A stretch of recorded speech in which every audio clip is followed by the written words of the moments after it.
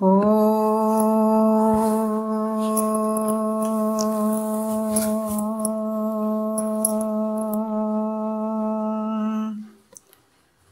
ಗುರುರ್ಬ್ರಹ್ಮ ಗುರುರ್ವಿಷ್ಣು ಗುರುರ್ದೇವೋ ಮಹೇಶ್ವರಃ ಗುರು ಸಾಕ್ಷಾತ್ ಪರಬ್ರಹ್ಮ ತಸ್ಮೈ ಶ್ರೀ ಗುರವೇ ನಮಃ.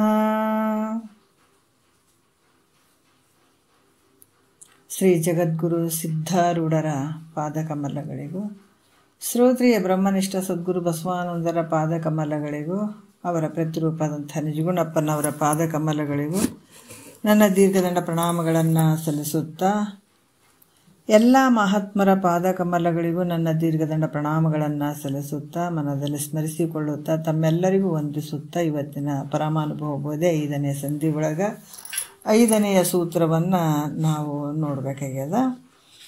ಇಲ್ಲಿ ಭಾಳಷ್ಟು ಅದ್ಭುತವಾಗಿ ಹೇಳಿದರು. ಯಾಕಂದ್ರೆ ಹಿಂದಿನ ಸೂತ್ರದಲ್ಲಿ ಈಶ್ವರನ ಪೂಜೆ ಮಾಡಬೇಕಂತಂದ್ರೆ, ಈ ಒಂದು 5ನೇ ಒಂದು ಸೂತ್ರದಲ್ಲಿ ಕೂಡ ಭಾಳಷ್ಟು ವಿಚಾರಗಳನ್ನು ತಿಳಿಸ್ತಾ ಇದ್ದಾರೆ ನಮ್ಗೆ. ಯಾಕಂತಂದ್ರೆ ಇಲ್ಲಿ ಯಾವುದಂತಾರೆ, ಸಗುಣ ಯೋಗ ಅಷ್ಟಾಂಗವನ್ನು ಈ ಶರೀರ ಮತ್ತು ಮನಸ್ಸು ಇವುಗಳಿಂದ ಹಲವಾರು ವಿಚಾರಗಳನ್ನು ಅವರು ತಿಳಿಸ್ತಾ ಇದ್ದಾರೆ. ಏನು ಹೇಳ್ತಾ ಇದ್ದಾರೆ ಅಂತಂದ್ರೆ, 5ನೆಯ ಒಂದು ಸೂತ್ರದಲ್ಲಿ, 5ನೆಯ ಸಂಧಿ 5ನೆಯ ಸೂತ್ರದಲ್ಲಿ ಇಂದಿನ ಒಂದು ಇದರಲ್ಲಿ ಕೂಡ ಈಶ್ವರನ ಪೂಜೆ ಮಾಡಬೇಕಾದ್ರೆ ಅವರವರು ಅಧಿಕಾರಕ್ಕೆ ಅನುಗುಣವಾಗಿ ಅವರು ತ್ರಿಕರಣಗಳಿಂದ ಮಾಡಬೇಕು ಅಂತ ಹೇಳಿದರು.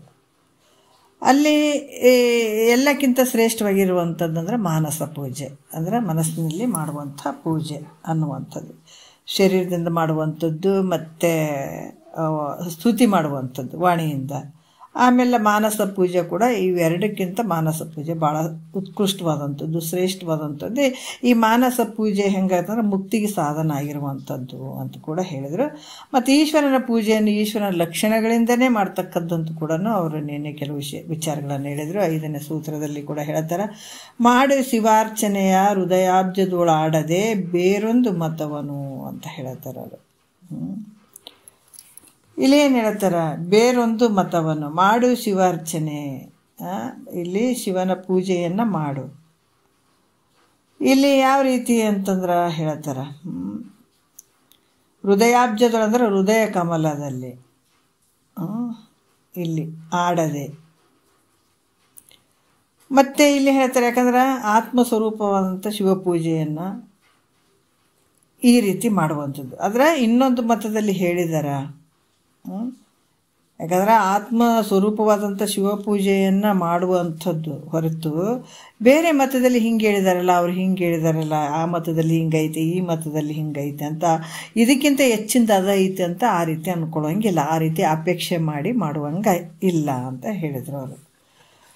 ನಿನ್ನೆ ಒಂದು ವಿಚಾರದಲ್ಲಿ ಹಲವಾರು ವಿಚಾರಗಳು ಬಂದಾವ.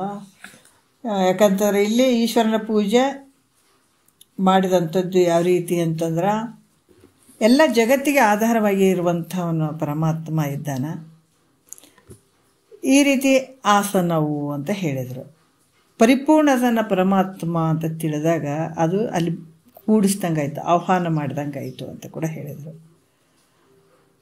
ಮತ್ತು ಇಲ್ಲಿ ಕೂಡ ಇನ್ನೂ ಒಂದು ವಿಚಾರ ಹೇಳ್ತಾರೆ, ಪರಮಾತ್ಮನು ಒಂದು ಆನಂದದಲ್ಲಿ ಪರಿಪೂರ್ಣವಾಗಿದ್ದಾನ, ಸಮುದ್ರ ಪ್ರಾಯವಾಗಿದ್ದಾನ ಅಂತ ತಿಳಿಯುವಂಥದ್ದು, ಅದು ಅಸ್ತ ತುಳಿಯುವಂಥದ್ದಾಯಿತು. ಜಗತ್ತು ಈಶನ ಒಂದು ಪಾದ ಅಂತ ತಿಳಿದ್ರೆ ಅದು ಪಾದ ಪೂಜೆ ಆದಂಗಾಯಿತು ಅಂತ ಹೇಳ್ತಾರೆ ಅವರು. ಈ ರೀತಿಯಾಗಿ ಮಾಡುವಂಥದ್ದು. ಇಷ್ಟೆಲ್ಲ ತಿಳ್ಕೊಂಡಾಗ ದೊಡ್ಡ ಪೂಜೆನೇ ಆಗ್ತದಂತ ಹೇಳ್ತಾರೆ ಅವರು. ನಾವು ಈ ರೀತಿ ತಿಳ್ಕೊಂಡಾಗ ಪರಮಾತ್ಮನ ದೊಡ್ಡ ಪೂಜೆನೇ ಅಲ್ಲಿ ನಡೀತದ ಅನ್ನುವಂಥದ್ದನ್ನು ಇಲ್ಲಿ ಹೇಳ್ತಾರೆ. ಮತ್ತಿವಾಗ 3ನೆಯ ನುಡಿಯಲ್ಲಿ ನೋಡೋಣ, ಆಚಮನ ಅಭಿಷೇಕಾದಿಗಳನ್ನು ಬಗ್ಗೆ ಹೇಳ್ತಾರೆ ಅವರು.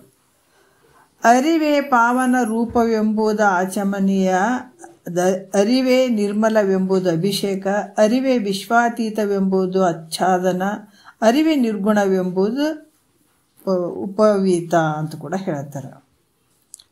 ಏನು ಹೇಳ್ತಾರ ಅಂದರೆ, ಉಪವೀತ ಅಂದರೆ ಏನಂದರೆ ಜನಿವಾರ. ಅದಕ್ಕೆ ಹೇಳ್ತಾರೆ, ವಾಚಾರ್ಥ ಲೆಕ್ಕದಾಗ ಇವೆಲ್ಲ ಅಂತೀವಿ, ಲಕ್ಷ್ಯಾರ್ಥ ಲೆಕ್ಕದಾಗ ನೋಡಿದ್ರೆ ಇವು ಅದಾವೆ. ಈ ರೀತಿ ತಿಳ್ಕೊಳ್ಬೇಕಾದಂಥದ್ದು. ಈ ಜಗತ್ತಿನೊಳಗೆ ಪ್ರತಿಯೊಬ್ಬ ಮಹಾತ್ಮರು ಹಲವಾರು ವಿಚಾರಗಳನ್ನು ಇವೆಲ್ಲ ಇಟ್ಟಿದ್ದಾರೆ ಅಂತಂದ್ರೆ ವಾಚ್ಯಾರ್ಥ ಲೆಕ್ಕದಾಗ ಇಟ್ಟಿದ್ದಾರೆ. ಅದರ ಲಕ್ಷ್ಯಾರ್ಥ ಲೆಕ್ಕದಾಗ ತಿಳಿಯುವಂಥದ್ದು ಭಾಳ ಮುಖ್ಯ ಇರ್ತದೆ. ಅರಿವು ಅಂದರೆ ಯಾವುದು? ನಿನ್ನ ಸ್ವರೂಪನೇ. ಅರಿವು ಅಂದರೆ ನಿನ್ನ ಸ್ವರೂಪ, ಆ ಚಿದ್ರೂಪ. ಅರಿವೇ ಅಂದರೆ ಚಿದ್ರೂಪ. ಅದು ಹೆಂಗದಂದ್ರೆ ಪವಿತ್ರವಾಗ್ಯದಪ್ಪ ಅಂತ ತಿಳಿಯುವಂಥದ್ದು, ಪರಿಶುದ್ಧವಾಗಿರುವಂಥದ್ದು. ಅದು ಅದಕ್ಕೆ ಹೇಳ್ತಾರಲ್ಲ, ನಾವೀಗ ಜಗತ್ತಿನೊಳಗೆ ಕೆಲವೊಂದು ವಸ್ತುಗಳದಲ್ಲಿ ನೋಡಿದಾಗ ಈ ಸ್ಫಟಿಕ ಅನ್ನುವಂಥದ್ದಕ್ಕೆ ನಾವು ತುಂಬ ಒಂದು ವ್ಯಾಲ್ಯೂ ಕೊಡ್ತೀವಿ, ಬೆಲೆ ಕೊಡ್ತೀವಿ. ಯಾಕಂದ್ರೆ ಅದು ಪರಿಶುದ್ಧವಾಗಿರುವಂಥದ್ದು ಆತ್ಮನ ಒಂದು ಸ್ವರೂಪ. ಅದಕ್ಕಾಗಿ ಅದನ್ನು ಹೋಲಿಸ್ತೀವಿ. ಈ ಬಂಗಾರ ಆದರೂ ಕೂಡ ಎಷ್ಟೇ ಒಂದು ಭೂಮಿಯಲ್ಲಿ ಇಟ್ಟರು ಕೂಡ ತನ್ನ ಒಂದು ಅಸ್ತಿತ್ವ ಕಳ್ಕೊಳ್ಳೋಂಗಿಲ್ಲ. ಅದು ಯಾವಾಗಲೂ ಹಾಗೆ ಅದೇ ಒಂದು ರೂಪದಲ್ಲಿ ಇರ್ತದೆ. ಅದಕ್ಕೆ ಕೂಡ ನಾವು ಭಾಳ ವ್ಯಾಲ್ಯೂ ಕೊಡ್ತೀವಿ, ಆ ರೂಪದಾಗಿರುವಂಥದ್ದು. ಈ ರೀತಿಯಾಗಿ ಇಲ್ಲಿ ಮತ್ತೆ ನಾವು ಈ ರುದ್ರಾಕ್ಷಿ ಒಳಗೆ ಏಕಮುಖದ ರುದ್ರಾಕ್ಷಿ ಅಂತ ಅಂತೀವಿ. ಅದು ಭಾಳ ಶ್ರೇಷ್ಠ ಆಗ್ಯದ ಅಂತ ಹೇಳ್ತೀವಲ್ಲ, ಅದು ಪರಬ್ರಹ್ಮ ಒಂದೇ ಇರುವಂಥದ್ದು ತೋರಿಸುವಂಥದ್ದು, ಆ ಒಂದು ಸಂಕೇತ ಅದು. ಈ ರೀತಿಯಾಗಿ ಅದಕ್ಕೆ ವ್ಯಾಲ್ಯೂಗಳು ಭಾಳ. ವಾಚ್ಯಾರ್ಥ ಲೆಕ್ಕದಾಗ ಅಂಥ ವಸ್ತುಗಳನ್ನು ನಾವು ನೋಡ್ತೀವಿ. ಆದರೆ ಲಕ್ಷ್ಯಾರ್ಥದಾಗ ನೋಡಿದರೆ ಪರಬ್ರಹ್ಮ ಸ್ವರೂಪದ್ದೇ ಆಗಿರ್ತಾವೆ ಅವೆಲ್ಲ. ಅದಕ್ಕೆ ಇದೇನಾಗಿದೆ? ಅರಿವಿನ ಅಂದರೆ ಚಿದ್ರೂಪವೇ, ಪವಿತ್ರವಾದಂಥ ತಿಳಿಯುವಂಥದ್ದು. ಈ ರೀತಿ ತಿಳ್ಕೊಂಡಾಗ ಏನಾಯಿತು? ನಾವು ದೇವ್ರದ್ದು ಮುಖವನ್ನು ಮತ್ತು ನೀರು ಅದೆಲ್ಲ ಹಾಕಿಬಿಟ್ಟು ಮುಖ ತೊಳಿತೀವಲ್ಲ, ಆ ರೀತಿ ಯಾವಾಗ ಈ ಒಂದು ಚಿದ್ರೂಪವೇ ಪವಿತ್ರವಾದದ್ದಂತ ತಿಳಿಯುವಂಥದ್ದೇ ಅದು ಮುಖವನ್ನು ಪ್ರಕ್ಷಾಲನ ಮಾಡಿದಂಗೆ ಅಂತ ಹೇಳ್ತಾರೆ. ಆ ರೀತಿ ಮಾಡುವಂಥದ್ದು. ಮತ್ತು ಅರಿವು ಹೆಂಗದ? ದೋಷವಿಲ್ಲದವ ಎನ್ನೆಂದು ಅರಿವೇ ಹರ. ಈಗ ಅರಿವೇ ತಾನೆಂದು ನಂಬಿ ನಿಂದೊಡೆ ಮುಕ್ತಿ ಪೆರತಿಲ್ಲವೆಂದುದು ನಿಗಮುಕ್ತಿ ಅಂತ ಹೇಳಿದಾರಲ್ಲ, ಅರಿವೇ ಹರನ ಸ್ವರೂಪ. ಅದು ಅದೇ ಪರಮಾತ್ಮ, ಅದೇ ಪರಬ್ರಹ್ಮ, ಅದೇ ಮುಕ್ತಿ. ನೋಡ್ರಿ, ಈ ರೀತಿ ಅರಿವೇನೈತದೆ, ಅರಿವೇ ಹರನು. ಅದು ಯಾವುದು ದೋಷ ಇಲ್ಲದವನಂತ ತಿಳಿಯುವಂಥದ್ದು, ಯಾವುದು ದೋಷ ಇಲ್ಲ ಅದಕ್ಕೆ. ಯಾವ ಒಂದು ನಿರ್ಗುಣವಾಗಿರುವಂಥದ್ದು, ನಿರ್ದ್ವಂದ್ವವಾಗಿರುವಂಥದ್ದು, ನಿರ್ಮೋಹ ಆಗಿರುವಂಥದ್ದು, ನಿರ್ವಿಕಲ್ಪವಾಗಿರುವಂಥದ್ದು, ನಿಷ್ಕಲ್ಮಶವಾಗಿರುವಂಥದ್ದು ಹೇಳ್ತಾರಲ್ಲ, ಈ ರೀತಿಯಾಗಿರುವಂಥ ಯಾವುದೇ ಒಂದು ದೋಷ ಇಲ್ಲದೆ ಇರುವಂಥದ್ದು ಅಂತ ತಿಳಿಯುವಂಥದ್ದು.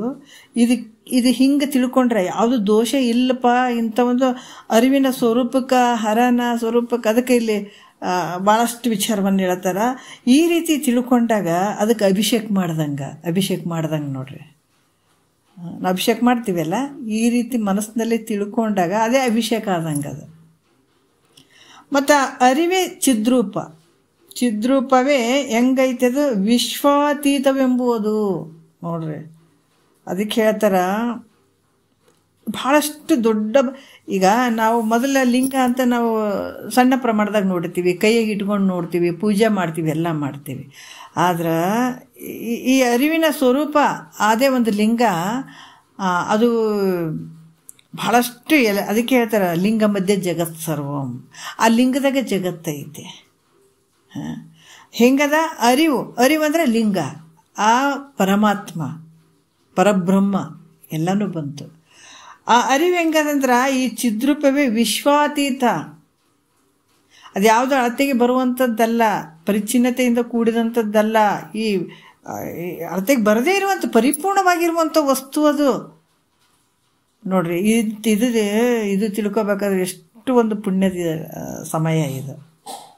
ವಿಶ್ವಾತೀತ, ಬ್ರಹ್ಮಾಂಡ ಎಲ್ಲ ಕಡೆ ತುಂಬಿದಂಥದ್ದು. ಅದು ಏನು ಇಟ್ಟಿಟ್ಟೈತೆ ಅನ್ನೋದು.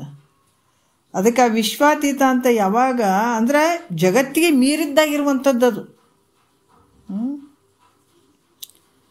ಜಗತ್ತ ಅಂಥ ಒಂದು ಅರಿವಿನ ಸ್ವರೂಪದಲ್ಲಿ ಜಗತ್ತು ತೋರ್ತದೆ. ನೀವು ಹುಟ್ಟಿದಂಗೆ ಸತ್ತಂಗೆ ಇದೆಲ್ಲ ಭ್ರಮೆಗಳು ಎಲ್ಲಿ ತೋರಕತ್ತ, ಇದ್ರೊಳಗೆ ತೋರಿದಂಗೆ ಆಗಕತ್ತದ. ಅದು ಇದ್ರೊಳಗೆ ಸುಮ್ಮನೆ ಇವೆಲ್ಲ ಭ್ರಮೆ ಮೂಲಕ, ಕಲ್ಪನೆಯ ಮೂಲಕ, ಕನಸಿನಂಗೆ ಅಂತ ಹೇಳಿದ್ದಾರೆ ಅವರು. ಕನಸು ಯಾವತ್ತಾದ್ರೂ ಸತ್ಯ ಅಂದ್ಕೊಂಡಿವೇನಂದರೆ ಮಿಥ್ಯೆ ಆಗಿರುವಂಥದ್ದು. ಈಗೆಲ್ಲ ಬರೀ ಕನಸು ಬೀಳ್ತಾವೆ, ಅದು ಬೀಳ್ತಾವೆ, ಇದು ಬೀಳ್ತಾವೆ, ನಾವೇ ಸತ್ಯ ಅಂದ್ಕೊಂಡಿವೇನ? ಹಂಗೆ ಈ ನಾವೇನು ಸಾಯ್ತೀವಿ, ಉಡ್ತೀವಿ, ಜಗತ್ತಿನ ವ್ಯವಹಾರ ಮಾಡಕತ್ತೀವಿ. ಇವೆಲ್ಲ ಹೆಂಗದವಪ್ಪ ಅಂದ್ರೆ ಇವೆಲ್ಲ ಸುಳ್ಳದವ.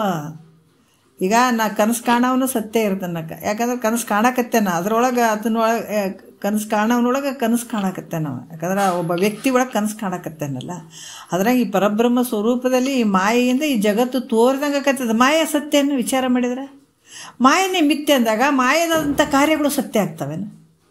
ಈ ಜಗತ್ತು ಯಾವುದರಿಂದ ಕಾರ್ಯ ಆಯ್ತಿದು? ಮಾಯೆಯ ಕಾರ್ಯ ಇದೆಲ್ಲ.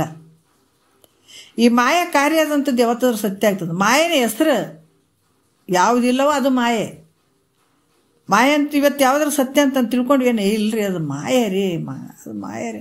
ಎಲ್ಲರೂ ಅದು ಕಲ್ಪನೆ, ಎಲ್ಲರಿಗೆ ಆದದು, ಅದು ಅನುಭವ ಆದ ಮಾಯೆ ಅಂತ ಹೇಳಿದ್ರೆ ಅದು ಇಲ್ಲ ಅಂತಲೇ ಅರ್ಥ. ಅದು ಅದ್ರಂಗ ಈ ಒಂದು ಮಾಯೆ ಏನು, ಮಾಯೆಯಿಂದ ಈ ಕಾರ್ಯಗಳೇನದಾವ, ಜಗತ್ತಿನ ಕಾರ್ಯಗಳದಾವ, ಇವೆಲ್ಲ ಸತ್ಯ ಅದಾವೇನ? ಮಾಯನೇ ಸುಳ್ಳು ಅಂದಾಗ ಮಾಯದ ಕಾರ್ಯ ಹೆಂಗೆ ಸತ್ಯ ಆಗ್ತವ? ಹಾಗಾಗಿ ಇಲ್ಲಿ ಕೂಡ ಏನಾಗ್ತದ, ಈ ಜಗತ್ತು ನಿನ್ನಲ್ಲಿ ತೋರ್ತದೆ. ನಿನ್ನ ಅರಿವಿನ ಸ್ವರೂಪ ಹೆಂಗದ? ವಿಶ್ವಾತೀತ, ಯಾವುದೇ ಅಳತೆಗೆ ಇಟ್ಟಿಟ್ಟಂತ ಹೇಳಂಗಿಲ್ಲ, ಪರಿಪೂರ್ಣವಾಗಿರುವಂಥದ್ದೈತೆ, ಜಗತ್ತಿಗೆ ಮೀರಿದಂಥದ್ದೈತೆ ಅನ್ನುವಂಥದ್ದು ಈ ರೀತಿ ತಿಳ್ಕೊಂಡಾಗ, ಅಂದ್ರೆ ವಸ್ತ್ರ ಅಂದ್ರೆ ನಾವು ವಸ್ತ್ರವನ್ನು ಉಡಿಸ್ತೀವಲ್ಲ, ಹಾಕ್ತೀವಲ್ಲ ಮೇಲ್ಗಡೆ, ಅದು ಹಾಕಿದಂಗೆ ಆಗ್ತದ ಈ ರೀತಿ ತಿಳ್ಕೊಂಡಾಗ. ಮತ್ತು ಈ ಚಿದ್ರೂಪವೇ ಅಂದ್ರೆ ಅರಿವೆ ನೋಡ್ರಿ, ಅರಿವೇ ನಿರ್ಗುಣವೆಂಬುದು ಉಪಹಿತ. ಅರಿವಂದ್ರೆ ಚಿದ್ರೂಪ, ಎಲ್ಲವನ್ನ ತಿಳಿಯುವಂಥದ್ದು. ಈ ಅರಿವೇ ನಿರ್ಗುಣ ಎಂಬುದು ಅಂದ್ರೆ ಇದು ಯಾವ ಗುಣಗಳಿಗೆ ನಿಲುಕದೇ ಇರುವಂಥದ್ದು, ಯಾವುದು ಉಪಮೆಗೆ ಇಲ್ಲ. ಈ ಸತ್ವಗುಣ, ರಜೋಗುಣ, ತಮೋಗುಣ ಇವು ಮೂರಕ್ಕೆ ಒಳಗಾದದ್ದು ಅನ್ನೋದು ಅರಿವು ಇಲ್ಲ. ಯಾಕಂದರೆ ನಿರ್ಗುಣ ಅಂದರೆ ಇವು ಮೂರು ಗುಣಗಳು ಇಲ್ಲ. ಸ್ವಗತ, ಸಜಾತಿ, ವಿಜಾತಿ ಇವ್ಯಾವೂ ಇಲ್ಲ. ಅದಕ್ಕೆ ನಿರ್ಗುಣ, ಯಾವ ಆಕಾರ ಇಲ್ಲ. ಆಕಾರಗಳು ಯಾಕಂದರೆ ನಿರಾಕಾರವಾಗಿರುವಂಥದ್ದು. ನಿರ್ಗುಣವೆಂಬುದು ಅದರ ಗುಣಗಳಿಗೆ ಅತೀತವಾಗಿರುವಂಥದ್ದು ಅಂತ ಯಾವಾಗ ತಿಳ್ಕೊಳ್ತದ, ಅದು ಈ ನನ್ನ ಸ್ವರೂಪಕ್ಕೆ ಯಾವುದು ಒಂದು ಸಂಬಂಧ ಇಲ್ಲ. ಈ ದೇಶ, ವಸ್ತು, ಕಾಲ ಆಗಿರ್ಬೋದು, ಈ ಗುಣಗಳಾಗಿರ್ಬೋದು, ಈ ವ್ಯವಹಾರ ಆಗಿರ್ಬೋದು. ಹೇಳ್ತಾರಲ್ಲ, ಧರೆ ಮೊದಲಾದ ಮೂಲ ಬಿಂದು ಕಡೆ ಚರವಾದಿ ಚರಾದಿಯೊಳಗೆಂದು ಬೆರೆಸದ ಆಶ್ರಯವಾಗಿ ನಿಂದು ತೋರ್ಪ ಗುರುಶಂಭುಲಿಂಗನೇ ನೀನೆಂದು. ಎಷ್ಟು ಚಂದ ಹೇಳ್ತಾನೆ. ಇವೆಲ್ಲ ತೋರ್ತಾವಲ್ಲ. ಧರೆ ಮೊದಲಾದ ಮೂಲ ಬಿಂದು ಕಡೆ ಚರವಾಚರಾದಿಯೊಳಗೆಂದು ಬೆರೆಸಾದಾಶ್ರೇಯವಾಗಿ ನಿಂದು ತೋರ್ಪ ಗುರು ಶಂಭೋಲಿಂಗನೆ ನೀನೆಂದು. ನೋಡು ನೋಡು ನೀನೆ ಪರವೆಂದು ತತ್ವಗೂಢ ದೇವಿ ಲಕ್ಷಣನಾಗಿ ನಿಂದು. ಯಾವುದಿಲ್ಲ, ಇವು 25 ತತ್ವಗಳು ಕೂಡ ಅದಕ್ಕೆ ಸಂಬಂಧ ಇಲ್ಲ. ಅದಕ್ಕೆ ನಿನ್ನ ಸ್ವರೂಪ ಹೆಂಗದ, ನಿರ್ಗುಣದಿಂದದ. ಇದು ಯಾವ ಗುಣಗಳಿಗೂ ನಿಲುಕದೇ ಇರುವಂಥದ್ದು, ಸಿಲುಕದೇ ಇರುವಂಥದ್ದು, ಅತೀತ ಅಂತ ತಿಳಿಯುವಂಥದ್ದು ಯಾವುದು. ಈ ರೀತಿ ತಿಳ್ಕೊಂಡಾಗ ಏನು ಹಾಕಿದಂಗೆ ಆಗ್ತದಂದ್ರೆ ಜನಿವಾರ ಹಾಕ್ಕೊಂಡಂಗೆ ಆಗ್ತದ ಅಂತ ಹೇಳ್ತಾರೆ ನೋಡಿ. ನಾವು ಜನಿವಾರದೆಲ್ಲ ಹಾಕ್ಕೊಳ್ತೀವಿಲ್ಲ, ಈಗ ಪೂಜೆ ಮಾಡ್ಬೇಕಾದಾಗ ಇವೆಲ್ಲ ಮಾಡ್ತೀವಿ. ಅದು ದೇವ್ರಿಗೆ ಮೂರ್ತಿಯನ್ನು ತೊಳೆದಂಗೆ ಮಾಡ್ತೀವಿ, ಅಭಿಷೇಕ ಮಾಡ್ದಂಗೆ ಮಾಡ್ತೀವಿ, ವಸ್ತ್ರ ಹಾಕಿದಂಗೆ ಮಾಡ್ತೀವಿ, ಹೌದಾ? ಇವೆಲ್ಲ ಮಾಡ್ತೀವಲ್ಲ. ಹಾಗಾಗಿ ಇದು ಕೂಡ ಯಾವಾಗ ಗುಣಗಳಿಗೆ ಅತೀತವಾಗಿರುವಂಥದ್ದು ಐತಪ್ಪ ಸ್ವರೂಪ, ಅರಿವಿನ ಸ್ವರೂಪ ಪರಮಾತ್ಮ ಯಾವುದೇ ಗುಣಗಳಿಗೆ ನಿಲುಕದೇ ಇರುವಂಥವನದಾನ ಅಂತ ನಾವು ತಿಳ್ಕೊಂಡಾಗ ಅದು ಜನಿವಾರ. ನಾವು ಕೊಳ್ಳಾಗ ಹಿಂಗೆ ಜನಿವಾರ ಹಾಕ್ಕೊಳ್ಬೇಕಂತೇನಿಲ್ಲ. ಹಿಂಗೆ ತಿಳ್ಕೊಂಡಾಗೆ ಅಲ್ಲಿ ಏನಾಗ್ತದೆ, ಜನಿವಾರ ಹಾಕ್ಕೊಂಡಂಗೆ ನೋಡ್ರಿ. ಈ ರೀತಿ ನಡೀತದೆ ಪೂಜೆ. ಒಳ ಪೂಜೆ ಇದು ಲಕ್ಷಾರ್ಥದಲ್ಲಿ ನಡೆಯುವಂಥದ್ದು ನೋಡ್ರಿ. ಮ್ಯಾಲೆ ಸುಮ್ಮನೆ ಜನಿವಾರ ಹಾಕ್ಕೊಂಡ್ರೆ ಮತ್ತು ಜನಿವಾರದ ಅರ್ಥನೇ ಗೊತ್ತಿರಲಿಲ್ಲ, ಅದು ಯಾಕೆ ಹಾಕ್ಕೊಳ್ಬೇಕು, ಅದ್ರ ಹಿನ್ನೆಲೆ ಗೊತ್ತಾಗಬೇಕಲ್ಲ. ಹಿನ್ನೆಲೆ ಗೊತ್ತಾದ್ರೆ ಇವು ಹಾಕ್ಕೊಳಕ್ಕೆ ಬರೋಂಗಿಲ್ಲ, ಇವೇನು ಮಾಡೋಕ್ಕೆ ಬರೋಂಗಿಲ್ಲ. ಯಾಕಂದರೆ ಹಿಂದೆ ಲಕ್ಷಾರ್ಥ ಗೊತ್ತಾಗ್ಬಿಟ್ರೆ ಮ್ಯಾಲೆ ಇವು ಯಾಕೆ ಮಾಡೋಕ್ಕೆ ಹೋಗ್ತಾರೆ ಅಲ್ಲ. ಯಾಕಂದರೆ ಇವೆಲ್ಲ ನೋಡ್ರಿ ಈ ರೀತಿ ತಿಳ್ಕೊಂಡಾಗ ಏನಾಗ್ತದೆ, ಅದು ಅಭಿಷೇಕಾದಿಗಳನ್ನು ಈ ರೀತಿ ಒಳಗಿನ ಒಂದು ರೀತಿಯಲ್ಲಿ ಮಾಡ್ಕೊಳ್ಳುವಂಥದ್ದು. ಇದನ್ನು ತಿಳ್ಕೊಂಡಾಗ ಏನೋ ಅಷ್ಟೊಂದು ಗುಣಗಳಿಗೆ ನಿರ್ಗುಣ ರೀತಿಯಿಂದ ಇರುವಂಥದ್ದನ್ನು ಹಿಂಗೆ ತಿಳ್ಕೊಂಡಾಗ ಜನಿವಾರ ಹಾಕಿದಂಗೆ ಆಗ್ತದೆ. ಮತ್ತು 4ನೇ ನುಡಿಯಲ್ಲಿ ಹೇಳ್ತಾರೆ, ಚಿತ್ತೇ ಶೋಭನವೆಂದು ಚಿತ್ತೆ ಶೋಭನವೆಂಬ ತಿಳಿವ ಅಲಂಕೃತಿ ತಾನೇ ಚಿತ್ತೆಂಬ ಬಗೆಯ ಅನುಲೇಪನ. ಚಿತ್ತೆ ನಾದಾದಿ ಎಂಬುದೇ ಪುಷ್ಪವತಿ ಕೀರ್ತಿ ವ್ಯತ್ತುದು ಚಿತ್ತೆಂಬುದದು ಧೂಪ ಧೂಪ ಅಂತ ಅದ್ರ ಬಗ್ಗೆ ಹೇಳ್ತಾರೆ ಅವರು.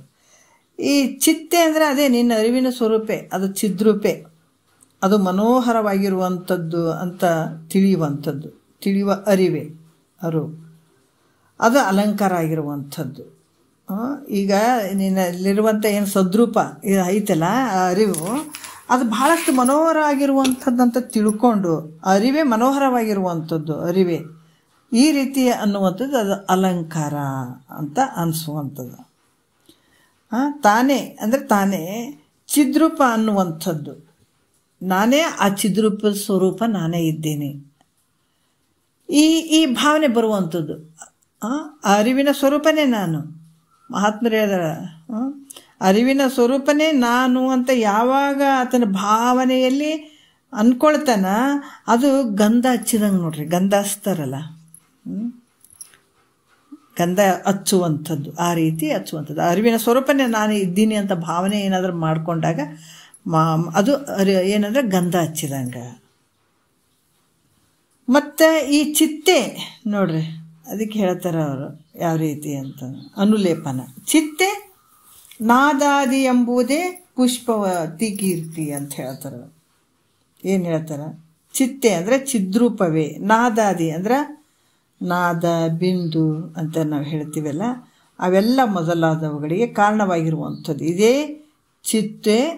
ಏನಂದ್ರೆ ನಾದ ಬಿಂದು ಕಲೆ ಅಂತ ಹೇಳ್ತೀವಲ್ಲ, ಇದಕ್ಕೆ ಕಾರಣ ಆಗಿರುವಂಥದ್ದು ಯಾವುದು? ನಿನ್ನ ಸ್ವರೂಪನೇ. ಈ ರೀತಿ ತಿಳಿಯುವಂಥದ್ದು. ಮತ್ತು ಪುಷ್ಪ, ಹೂವು ಯಾವ ರೀತಿ? ಯಾವಾಗ ಈ ನಾದ ಬಿಂದು ಇವು ಮೊದಲಾದವುಗಳಿಗೆ ಕಾರಣ ಆಗಿರುವಂಥದ್ದು ಯಾವುದು? ನಿನ್ನ ಸದ್ರೂಪ ಚಿದ್ರೂಪೆ.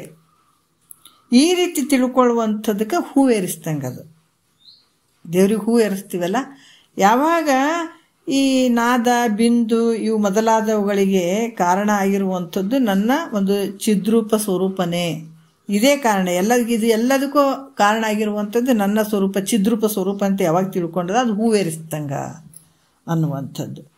ಮತ್ತಿಲ್ಲಿ ಹೇಳ್ತಾರೆ ಚಿತ್ತು. ಚಿತ್ತೆಂಬುದು ಅರಿವು. ಅರಿವು ಅಂದರೆ ನಿನ್ನ ಸ್ವರೂಪನೇ ಅದು. ಚಿತ್ತನ್ನುವಂಥದ್ದು ಚಿದ್ರೂಪವಾಗಿರುವಂಥದ್ದು, ಅರಿವು ಅನ್ನುವಂಥದ್ದು. ಅತಿ ಕೀರ್ತಿ ಅಂದರೆ ಬಹಳ ಹೊಗಳಿಕೆಯನ್ನು, ಯಾಕಂದರೆ ಬಹಳ ಹೊಗಳಿಕೆಯನ್ನು ಹೊಂದುವುದೆಂದು ತಿಳಿಯುವುದು. ಯಾವ ರೀತಿ ಅಂತಂದ್ರೆ ಆ ಅರಿವು ಇಲ್ಲಿ ಹೇಳ್ತಾರೆ ವ್ಯತ್ತುದು ಚಿತ್ತೆಂಬುದದು ಧೂಪ ಅಂತ ಹೇಳ್ತಾರೆ. ಈ ರೀತಿ ಯಾವಾಗ ಬಹಳಷ್ಟು ಹೊಗಳಿಕೆಯನ್ನು ಹೊಂದುವುದಂತ ತಿಳಿಯುವಂಥದ್ದು, ಎಲ್ಲಕ್ಕೂ ಶ್ರೇಷ್ಠವಾಗಿರುವಂಥದ್ದಂತ ತಿಳಿಯುವಂಥದ್ದು, ಇದು ಧೂಪ ಸಮರ್ಪಣೆ. ಹಿಂಗೆ ತಿಳ್ಕೊಂಡಾಗ ಇದು ಧೂಪ ಹಾಕ್ತೀವಲ್ಲ, ಧೂಪ ಉದ್ಬತ್ತಿ ಅಥವಾ ಧೂಪ ಬೆಳಗ್ತೀವಲ್ಲ, ಇಡ್ತೀವಲ್ಲ, ಅದು ಧೂಪ ಸಮರ್ಪಣೆ ಮಾಡ್ದಂಗೆ ಅಂತ ಕೂಡ ಹೇಳಿದ್ರು ಅವರು. ಈ ರೀತಿಯಾಗಿ ಲಕ್ಷ್ಯಾರ್ಥದಾಗ ನಾವೆಲ್ಲ ಪೂಜೆ ಗೀಜೆ ಮಾಡ್ತೀವಿ, ಅದರ ವಾಚ್ಯಾರ್ಥದಾಗ ಹಿಂಗೆಲ್ಲ ಮಾಡ್ತೀವಿ, ಅದರ ಲಕ್ಷ್ಯಾರ್ಥ ಹಿಂಗೆ ತಿಳ್ಕೊಳ್ಬೇಕಾದಂಥದ್ದು ಪ್ರತಿಯೊಂದು ಹಾಗೇನೆ. ಮತ್ತೀಗ 5ನೇ ನುಡಿಯಲ್ಲಿ ಹೇಳ್ತಾರೆ, ಪುರುಷ ಸ್ವಯಂ ಜ್ಯೋತಿ ಎಂಬುದೇ ದೀಪವು, ಆ ಪುರುಷನು ನಿತ್ಯ ತೃಪ್ತನೆವೆಂಬ ಪರಿಯೇ ನೈವೇದ್ಯವು, ಆ ಪುರುಷನೇ ಗುಣದೂರದಿರವ ಎಂಬುದದು ವೀಳ್ಯವೆನ್ನಿಪ್ಪುದು ಅಂತ ಹೇಳ್ತಾರೆ. ನೋಡ್ರಿ ಏನು ಹೇಳ್ತಾರೆ? ಪುರುಷ ಅಂದರೆ ಯಾರಿಲ್ಲಿ? ಆತ್ಮ. ಅದು ಹೆಂಗದನ? ಯಾರಾದರೂ ತಂದು ಹಾಕ್ಯಾರ ನಮ್ಮ ಒಳಗಡೆ? ಇಲ್ಲ, ಅದು ಸ್ವಯಂ ಜ್ಯೋತಿ ಯಾವಾಗಲೂ ಇರುವಂಥದ್ದು. ಈಗ ಎಷ್ಟು ನಮ್ಮ ಮನೆ ಮಾಡಿದ್ದೀವಿ, ಎಷ್ಟು ಕಾಲಾಂತರ ಐತ್ರಿ ಅದು ಜಾಗ, ಎಷ್ಟು ಅದು ಲೆಕ್ಕಕ್ಕೆ ಬರೋಂಗಿಲ್ಲ. ಅದು ಎಷ್ಟು ಜನ್ಮ ಹುಟ್ಟಿವೇನ ಆ ಜಾಗದಾಗ, ಎಷ್ಟು ಜನ್ಮಾಂತರ. ಮತ್ತು ಇದೇ ಬೈಲಿ ಇದೇ ಭೂಮಿ ಒಳಗೆ ಈ ಭೂಲೋಕದಲ್ಲಿ ಬಂದಿದೆ. ಆದರೆ ಯಾರಾದರೂ ಬೈಲನ್ನು ಸೃಷ್ಟಿ ಮಾಡ್ಯಾರೇನೋ ಅಂತಂದರೆ ಇಲ್ಲ, ಅದು ಯಾವಾಗಲೂ ಇರುವಂಥದ್ದು. ಎಷ್ಟನ ಮಂದಿ ಬರಲಿ, ಎಷ್ಟನ ಮನೆ ಬರಲಿ, ಎಷ್ಟು ಮನೆ ಬಿದ್ದು ಹೋಗಲಿ, ಮತ್ತೆ ಹುಟ್ಟುತ್ತಾವ, ಮತ್ತೆ ನಾಶ ಆಗ್ತಾವೆ, ಮತ್ತೆ ಹುಟ್ಟುತ್ತಾವ, ಮತ್ತೆ ನಾಶ ಆಗ್ತಾವೆ. ಅದ್ರಂಗೆ ಶರೀರ ಮತ್ತೆ ಹುಟ್ಟುತ್ತದೆ, ಮತ್ತೆ ನಾಶ ಆಗ್ತದೆ. ಇರುವಂಥವು ನೀನು ಒಳಗೆ ಒಬ್ಬವನೇ. ಆವಾಗ ನೀನು ಅದಕ್ಕೆ ಮೊದಲ ಜನ್ಮದ ದೇಹ, ಈ ದೇಹವಿನ್ನು ಮುಂದೊದಗುವ ದೇಹವೇ ಬೇರೆ ಬೇರೆ. ಪುದಿದು ನೀನು ಓರ್ವನವರೊಳಗಲ್ಲದೆ ಕರ್ಮದುದಯದಿಂ ದೇಹಿಯಾಗಿಹುದರಿಂದ. ಯಾಕಂದ್ರೆ ಆ ಶರೀರದಾಗೂ ನೀನೇ ಇದ್ದಿ, ಇದ್ರಾಗೂ ನೀನೇ ಇರ್ತಿದ್ದಿ, ಮುಂದೆ ನೀನೇ ಇರ್ತಿದ್ದಿ. ಯಾಕೆ ಬಂತು? ಉಪಾಧಿಗಳ ಮೂಲಕ ಇದು ಶರೀರ ಬಂತು, ಕರ್ಮಗಳ ಮೂಲಕ. ಅದಕ್ಕೆ ಈ ರೀತಿಯಾಗಿ ನಿನ್ನ ಸ್ವರೂಪ ಯಾವಾಗಲೂ ಇರುವಂಥದ್ದು. ಅದು ಇವು ಬಂದು ಉಪಾಧಿಗಳಿಂದ ಈ ಶರೀರ ಹೆಣ್ಣು ಗಂಡು ಪ್ರಾಣಿ ಪಕ್ಷಿ ಗಿಡ ಮರ ಅಂತ ಹಿಂಗೆ ತೋರಾಕತ್ತದ. ಆದರೆ ಇರುವಂಥದ್ದು ಒಂದೇ. ಅದು ಹೆಂಗೈತೆ? ಸ್ವಯಂ ಜ್ಯೋತಿ ಅದ. ಯಾರನ್ನ ಎಂಥ ಒಂದು ಕೋಟಿಗಟ್ಟಲೆ ಮನೆಗೆ ಕಟ್ಟಿಸ್ತಾರಂತಂದ್ರೆ ಬಯಲಿಗೆ ಏನಾರ ಖರ್ಚು ಮಾಡ್ತಾರೆ. ನಾವು ಗೋಡೆಗಳಿಗೆ ಅಲಂಕಾರ ಮಾಡ್ತಾರೆ, ಉಪಾಧಿಗೆ ಮಾಡ್ತಾರೆ ಹೊರತಾಗಿ ಬಯಲು ಯಾವಾಗಲೂ ಸ್ವಯಂ. ಅದು ಗಾಡಿ ಇದ್ರೇನು ಮನೆ ಬಿದ್ರೇನು ಅದಕ್ಕೆ ಯಾವ ದಕ್ಕಿನೂ ಇಲ್ಲ, ಏನೂ ಇಲ್ಲ, ಯಾವಾಗಲೂ ಇರುವಂಥದ್ದು. ಎಷ್ಟೇ ಒಂದು ಪ್ರಳಯ ಬರಲಿ ಏನೇ ಬಂದರೂ ಕೂಡ ಬಯಲಿಗೆ ಮಾತ್ರ ಯಾವ ನಾಶನೂ ಇಲ್ಲಲ್ಲ. ಅದ್ರಾಗ ನಿನ್ನ ಸ್ವರೂಪ ಕೂಡ ಹಾಗೇ ಇದೆ. ಅದಕ್ಕೆ ಸ್ವಯಂ ಜ್ಯೋತಿ ಎಂಬುದು ತನ್ನಷ್ಟಕ್ಕೆ ತಾನೇ ಬೆಳಗುವಂಥದ್ದು. ಅಂದರೆ ತನ್ನಷ್ಟಕ್ಕೆ ತಾನೇ ಬೆಳಗುವಂಥದ್ದು. ಅದಕ್ಕೆ ಇದರ ವಾಚಾರ್ತನ ಲೆಕ್ಕದಾಗ ನೋಡ್ರಿ, ನಂದಾದೀಪ ಅಂತ ದೇವಸ್ಥಾನಗಳಲ್ಲಿ ಅಲ್ಲಿ ಇಟ್ಟಿರ್ತಾರೆ. ನಂದಾದೀಪ ಅಂದರೆ ಆರದೇ ಇರುವಂಥದ್ದು, ಯಾವಾಗಲೂ ಇರುವಂಥದ್ದು. ಆ ಸ್ವರೂಪ ನಿನ್ನೊಳಗೈತೆ ಅಂತ ತೋರುವಂಥದ್ದು ಅದು ವಾಚಾರ್ಥ ಲೆಕ್ಕದಾಗ ಇಟ್ಟಿರ್ತಾರೆ. ಅದನ್ನು ನಾವು ಇಲ್ರಿ ನಂದಾದೀಪ ಅಂತ ಅದನ್ನು ಹಂಗ ಅಂತಲ್ಲ, ಅದರ ಹಿಂದಿನ ಏನು ವಾಚಾರ್ಥ ಲೆಕ್ಕದಾಗ ಹೇಳಿದಂಥದ್ದನ್ನು ಲಕ್ಷ್ಯಾರ್ಥ ನಾವು ತಿಳ್ಕೊಳ್ಬೇಕು. ನಂದಾದೀಪ ಅಂದರೆ ನಮ್ಮೊಳಗಡೆ ಇರುವಂಥ ಆತ್ಮ ಜ್ಯೋತಿ, ಅದು ಯಾವತ್ತೂ ನಂದದೇ ಇರುವಂಥದ್ದು. ಅದು ತಿಳ್ಕೊಂಡಾಗ ನಾವೆಲ್ಲ ದೇವಸ್ಥಾನಗಳಿಗೆ ದೀಪ ಹಚ್ಚಿದಂಗೆ. ಅದು ಎಲ್ಲಿ ನೋಡಿದ್ರೆ ಅದು ನಂದಾದೀಪನೇ ಹುರಿತಿರ್ತದೆ. ನಾವೇನು ಸ್ಥೂಲವಾಗಿ ಎಣ್ಣೆ ಬತ್ತಿ ಗಿತ್ತಿ ಹಾಕಿ ಉರಿಸ್ಬೇಕನ್ನುವಂಥದ್ದೇನಿಲ್ಲ. ಆದ್ರೆ ನಿನ್ನೊಳಗೆ ನಂದಾದೀಪ ಅದನ್ನುವಂಥದ್ದಕ್ಕೆ ಅದಕ್ಕೆ ದೇವಸ್ಥಾನದಾಗ ದೇವ್ರು ಅದಾನ. ದೇವರಲ್ಲಿ ನಂದಾದೀಪ ಇರ್ಬೇಕಪ್ಪ, ಯಾವತ್ತು ಉರಿಬೇಕಂತ ಇಷ್ಟು ಎಣ್ಣೆ ಹಾಕಿ ಯಾವತ್ತು ಉರಿಬೇಕಂತ ಇಟ್ಬಿಟ್ಟಿರ್ತಾರೆ. ಅದ್ರ ಉದ್ದೇಶ ಏನು ಅಂತಂದ್ರೆ, ಈ ದೇಹ ಅನ್ನುವಂಥದ್ದು ದೇಗುಲ ಐತಪ್ಪ, ಈ ದೇಹದಲ್ಲಿ ನಂದಾದೀಪ ಉರಿತಾನೆ ಅದು ನಿನ್ನೊಳಗೆ ಅಂತ ಅದು ವಾಚಾರ್ಥದಾಗ ಅಲ್ಲಿಟ್ಟಿದ್ದಾರೆ. ಲಕ್ಷ್ಯಾರ್ಥದಾಗ ನೀ ತಿಳ್ಕೊಳ್ಬೇಕಾಗ್ತದೆ. ಈ ರೀತಿಯಾಗಿ ಹಂಗಾರೆ ತಿಳ್ಕೊಳ್ಳಂತ ಇಟ್ಟಿದ್ದಾರೆ. ಅದಕ್ಕೆ ಮಹಾತ್ಮರು ಬಹಳಷ್ಟು ಕರುಣೆಯಿಂದ ಮಾಡಿದ್ದಾರೆ. ಅಟ್ಲೀಸ್ಟ್ ಹಿಂಗಾರೆ ತಿಳ್ಕೊಳ್ಳಿ. ವಾಚಾರ್ಥ ಲೆಕ್ಕದಾಗ ಇಷ್ಟರ ಭಕ್ತಿ ಮಾಡಿದಾಗ ಅವ್ರಿಗೊಂದು ಸ್ವಲ್ಪ ಪುಣ್ಯಕ್ಕೆ ಜಮಾ ಆಗ್ತದೆ. ಮತ್ತು ಮುಂದೆ ಅದರ ಲಕ್ಷ್ಯಾರ್ಥ ತಿಳ್ಕೊಳಕ್ಕಾರ ಸಮರ್ಥ ಆಗ್ತಾರೆ ಅನ್ನೋದಕ್ಕಾಗಿ ಅಂಥವೆಲ್ಲ ಇಟ್ಟಿದ್ದಾರೆ. ಅದನ್ನು ತಿಳ್ಕೊಂಡು ಮತ್ತು ಮುಂದೆ ಸ್ವಲ್ಪ ಅಂತಃಕರಣ ಶುದ್ಧಿ. ಯಾಕಂದರೆ ಇವು ಲಕ್ಷ್ಯಾರ್ಥ ತಿಳ್ಕೊಬೇಕಾದ್ರೆ ಅಂತಃಕರಣ ಭಾಳಷ್ಟು ಶುದ್ಧವಾಗಿರ್ಬೇಕಾಗ್ತದೆ. ಇಲ್ಲಾಂದ್ರೆ ಸುಮ್ಮನೆ ಅರ್ಥ ಆಗಲ್ಲ. ಬರೀ ಮ್ಯಾಲೆ ಅಷ್ಟೇ ತಿಳ್ಕೊಂಡ್ಕೆ ಹೋಗ್ಬಿಡ್ತೀವಿ ಅಷ್ಟೇ. ಅದು ಒಳಗೆ ಹೋಗಕ್ಕೆ ಕೊಡಂಗಿಲ್ಲ. ಅದು ಒಳಗಿನ ವಿಚಾರ ಒಳಿಲಿಕ್ಕೆ ಕೊಡಂಗಿಲ್ಲ ಅದು. ಯಾಕಂದ್ರೆ ಒಂದು ಲೈಟ್ ಇರ್ತದಲ್ಲ, ಕಂದಿಲಿ ಅಂತಂದಾಗ ನಾವು ಗ್ಲಾಸ್ ಅದನ್ನು ಸ್ವಚ್ಛವಾಗಿ ಒರೆಸಿದಾಗ ಮಾತ್ರ ಅದು ಪಳ ಅಂತ ನಮ್ಗೆ ಬೆಳಕು ಗೊತ್ತಾಗ್ತದೆ. ಅದು ಪೂರ್ತಿ ಕಪ್ಪು ಆವರಿಸ್ಕೊಂಡಿತ್ತು, ಹೊಗೆ ಆಗಿತ್ತು ಅಂತಾರೆ, ಹೊಗೆಯಾಗಿ ಕಪ್ಪಾಗಿರ್ತದೆ ಗ್ಲಾಸ್ ಆಗಿದಾಗ ಅದ್ರ ಒಳಗಡೆ ಬೆಳಕಿಲ್ಲ ಅಂತೀರೇನೋ, ಐತೆ ಕಾಣವಲ್ದು. ಯಾಕೆ ಕಾಣವಲ್ದು ಅಂತಂದ್ರೆ ಅದು ಹೊಗೆ ಅದು. ಅದ್ರಂಗ ಇಲ್ಲಿ ಅಂತಃಕರಣದಲ್ಲಿ ಕಲ್ಮಶಗಳಿದ್ವು, ಇವೆಲ್ಲ ದೋಷಗಳು ಇದ್ವು ಅಂತಂದ್ರೆ ಒಳಗಡೆ ಇರುವಂಥ ಆ ಜ್ಯೋತಿ ನಮಗೆ ಕಾಣಂಗಿಲ್ಲ. ಅದು ಕಾಣಬೇಕಾಗಿತ್ತಂದ್ರೆ ಅದು ಕ್ಲೀನಾಗಿ ಅಂತಃಕರಣ ಅನ್ನುವಂಥ ಗ್ಲಾಸ್ ಹೋಗ್ಬೇಕಾಗ್ತದೆ, ಕ್ಲೀನ್ ಆಗ್ಬೇಕಾಗ್ತದೆ. ಆದಾಗ ಮಾತ್ರ ಒಳಗಡೆ ಇರುವಂಥದ್ದು ನಮ್ಮ ಜ್ಯೋತಿ ನಮ್ಗೆ ಅರ್ಥ ಆಗ್ತದೆ. ನೋಡ್ರಿ, ನಮ್ಮೊಳಗಡೆ ಎಷ್ಟು ಭಾಳ ದೂರ ಇಲ್ಲ ಭಗವಂತ, ಭಾಳ ನಮ್ಮೊಳಗೆ ಅದಾನ. ಅದು ನಮ್ಗೆ ತಿಳ್ಕೊಳಕ್ಕಷ್ಟು ಶಕ್ತಿ ಇಲ್ಲ ಅಂತಂದಾಗ ಎಷ್ಟು ಮೂರ್ಖರು ನಾವು. ಅದು ಮತ್ತು ನಮಗೆ ಕಾಣಂಗಿಲ್ಲ. ಯಾಕ್ರಿ ಕಾಣಂಗಿಲ್ಲ? ನಮ್ಮ ಒಳಗಡೆ ಇದ್ದವನು ಯಾಕೆ ಕಾಣವಲ್ಲ ಅಂತಂದ್ರೆ ಮತ್ತು ಅದು ಮಸಿ ಆಗ್ಯದಪ್ಪ. ಅಂತಃಕರಣ ಎಲ್ಲ 84 ಲಕ್ಷ ಜೀವರಾಶಿಯಿಂದ ಅದು ಎಷ್ಟು ಬಡ್ದು ಅದು ಹೆಂಗಾಗ್ಯದಂದ್ರೆ ಕಪ್ಪಾಗಿಬಿಟ್ಟದ, ಭಾಳ ಕಪ್ಪಾಗಿಬಿಟ್ಟದ. ಮ್ಯಾಲಿದದು ಅಂತಃಕರಣ ಅನ್ನುವಂಥ ಗ್ಲಾಸ್ ಭಾಳಷ್ಟು ಕಪ್ಪಾಗಿಬಿಟ್ಟದದು. ಅದಕ್ಕೆ ಯಾವಾಗ ಅದನ್ನು ಕ್ಲೀನ್ ಮಾಡಿದಾಗ ಅದು ಯಾವಾಗ ಚಂದ ಕ್ಲೀನ್ ಆಗಿಬಿಡ್ತು ಅಂದಾಗ ಆವಾಗ ಒಳಗಡೆ ಜ್ಯೋತಿ ಪಳ ಅಂತದ. ಅವಾಗ ತಿಳಿಯುವಂಥ ಸಾಮರ್ಥ್ಯ ಬರ್ತದದು. ಅದಕ್ಕೆ ಅವನ್ನ ಅಂತಃಕರಣವನ್ನು ತೊಳ್ಕೊಳ್ಳಿ ಅನ್ನೋದಕ್ಕಾಗಿ ವಾಚಾರ್ಥ ಲೆಕ್ಕದಾಗ ಒಂದು ಗುಡಿ ಗುಂಡಾರ ಅಲ್ಲಿ ದೇವ್ರು ಐತೆ, ಹಿಂಗೈತೆ, ಇದು ದೀಪ ಹಚ್ಚಬೇಕು. ಯಾಕಂದ್ರೆ ಆ ಭಕ್ತಿ ಯಾಕೆ ಇಟ್ಟರು ಅಂತಂದ್ರೆ, ಆ ಭಕ್ತಿ ಭಾಳಷ್ಟು ಮಾಡೋದ್ರಿಂದ ಏನು ಕರ್ಮ ಮಾಡೋದು, ಉಪಾಸನೆ ಮಾಡಿ ಅಲ್ಲಿ ಏನಾಗ್ತದ, ಅಂತಃಕರಣ ಕ್ಲೀನ್ ಆಗ್ತದೆ. ಅದು ಹೊಗೆ ಎತ್ತಿದಂಗೆ ಇರ್ತದಲ್ಲ, ಅದು ಶುದ್ಧ ಆಗ್ತದೆ. ಶುದ್ಧದಾಗ ಯಾವುದೋ ಒಂದು ಕಾಲಕ್ಕೆ ಅದು ಲಕ್ಷ್ಯಾರ್ಥದ ವಿಚಾರದಾಗ ಅವ್ರು ತಿಳ್ಕೊಂಡು ಮುಕ್ತರಾಗಲಿ ಅನ್ನುವಂಥದ್ದು ಉದ್ದೇಶ ಅವ್ರದ್ದು. ಭಗವಂತ ಎಲ್ಲಿಲ್ಲ. ಒಂದು ವಿಚಾರ ಹೇಳಬೇಕು, ಒಂದು ಕಲ್ಲಿನಲ್ಲೇ ನಾವು ಭಾಳಷ್ಟು ಭಕ್ತಿ ಮಾಡಿದೀವಿ ಅಂದ್ರೆ ಆ ಕಲ್ಲೇ ನಮಗೆ ಫಲ ಕೊಟ್ಟಂಗೆ ಆಗ್ತದ. ವಿಚಾರ ಮಾಡಿದ್ರೆ ನಮ್ಮ ಭಾವನೆ ಎಷ್ಟು ಪರಿಶುದ್ಧ ಇರ್ತದೆ, ಅದು ನಮಗೆ ಫಲ ಕೊಟ್ಟಿರ್ತದೆ ಹೊರತಾಗಿ ಅದು ಯಾವುದು ಕೊಟ್ಟಿರಂಗಿಲ್ಲ. ಇದನ್ನು ವಿಚಾರ ತಿಳ್ಕೊಬೇಕು ನಾವು. ಎಲ್ಲೇ ಆಗಲಿ ಒಂದು ಅದಕ್ಕೆ ಹೇಳ್ತಾರಲ್ಲ, ನಮ್ಮ ಭಾವ ಶುದ್ಧ ಐತೆ ಅಂದ್ರೆ ಜಗತ್ತೆಲ್ಲನೂ ಚಂದ ಇರ್ತದೆ.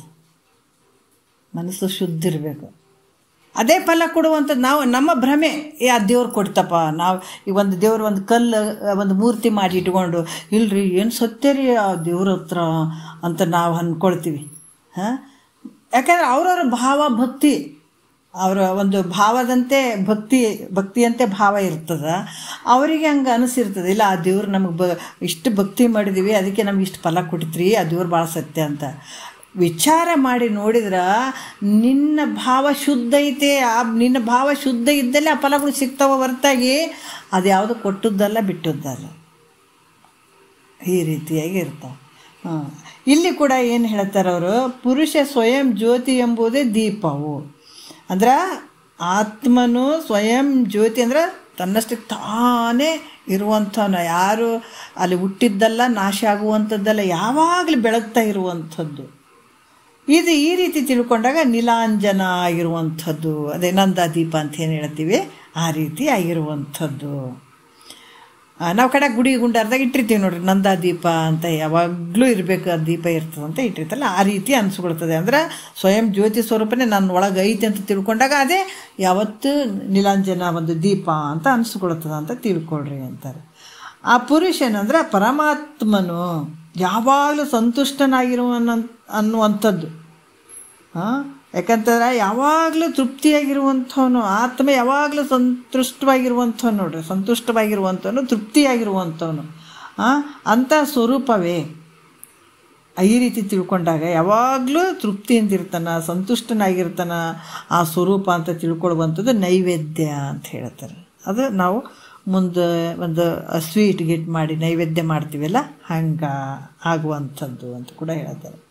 ಮತ್ತು ಆ ಪರಮಾತ್ಮನೇ ಗುಣದೂರ ದಿರುವುದೆಂಬುದು ಅಂತಂದ್ರೆ ಯಾವ ರೀತಿ ಯಾವುದೇ ಗುಣಗಳಿಗೆ ನಿಲುಕದೇ ಇರುವಂಥದ್ದು ಪರಮಾತ್ಮ, ಯಾವ ಗುಣಗಳಿಗೆ ಸಿಲುಕಿದಂಥವನ್ನಲ್ಲ. ಅಂದ್ರೆ ಗುಣಗಳಿಗೆ ಬೇರಾದ ಸ್ವರೂಪನಾಗಿರುವಂಥವನಂತ ತಿಳ್ಕೊಳ್ಳುವಂಥದ್ದೇ ಅಲ್ಲಿ ತಾಂಬೂಲ ಸಮರ್ಪಣೆ ಮಾಡುವಂಥದ್ದು ಪರಮಾತ್ಮನಿಗೆ. ನೋಡ್ರಿ, ಈ ರೀತಿಯಾಗಿ ನಾವು ಈ ರೀತಿ ತಿಳ್ಕೊಂಡಾಗ ದೊಡ್ಡ ಪೂಜೆ ನಿನ್ನ ಒಳಗೆ ನಡೀತದಪ್ಪ. ಈಶ್ವರನ ಪೂಜೆ ದೊಡ್ಡದು ಈ ರೀತಿ ತಿಳ್ಕೊಂಡು ಹೋಗುವಂಥದ್ದು, ಮನಸ್ಸಿನಲ್ಲಿ ಹೋದಾಗ ದೊಡ್ಡ ಪೂಜೆ ಇಲ್ಲೇ ನಡೀತದ ಅನ್ನುವಂಥದ್ದನ್ನು ಅವ್ರು ಹೇಳ್ತಾರೆ. 6ನೆಯ ನುಡಿಯಲ್ಲಿ ಕೂಡ ಹೇಳ್ತಾರ, ಏನು ಹೇಳ್ತಾರೆ, ತಾನೀಶ ನೀಶ. ಯಾಕಂತಂದ್ರೆ ತಾನೀಶ ನೀಶ ತಾನೆಂಬುದು ಆ ವೃತ್ತಿಯು ತಾನೇ ಪರಾತ್ಪರನೆಂಬುದು ಮಾನಿನಿ ಕೇಳು ವಂದನೆ, ತಾನಲ್ಲದೆ ಬೇರೆ ಏನು ಮಿಲ್ಲೇನು ವಿಸರ್ಜನವದು ಅಂತ ಹೇಳ್ತಾರೆ ಅವರು. ಇಲ್ಲಿ ಏನು ಹೇಳ್ತಾರ ಅಂದ್ರೆ ತಾನು ಈಶನು ಅಂದ್ರೆ ತಾನು ಈಶ್ವರನು, ಮತ್ತು ಈಶ್ವರನೇ ತಾನಾಗಿರುವಂಥದ್ದು. ಏನು ಹೇಳ್ತಾರ, ತಾನು ಈಶ್ವರನು ತಾನಾಗಿರುವನಂತ ತಿಳ್ಕೊಳ್ಳುವಂಥದ್ದು. ಈ ರೀತಿ ಅಂದ್ಕೊಂಡಾಗ ನಾನೇ ಈಶ್ವರನೇ ನಾನು. ಎಲ್ಲ ತತ್ವಗಳು ಇದನ್ನೇ ಹೇಳ್ತದೆ. ನಾವು ದೇವಿ ಪುರಾಣ ಅಂತ ಇನ್ನು ದಸರಾದಾಗ ಶುರು ಮಾಡ್ತಾರೆ.